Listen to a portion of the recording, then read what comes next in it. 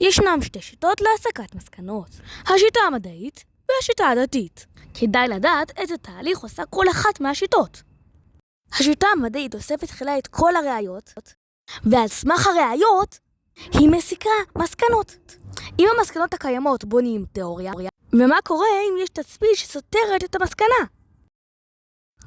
אז המדע פשוט משנה את המסקנות והתיאוריות.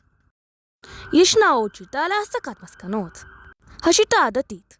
השיטה הדתית דבר ראשון מסיקה מסקנות. לאחר מכן השיטה הדתית מחפשת תצפיות שיתמכו בו המסקנה, ואז השיטה הדתית מציגה שוב את המסקנה.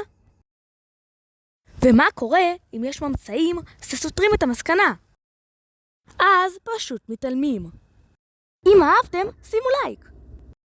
לא תוכן על דת ומדע, ירשמו לערוץ.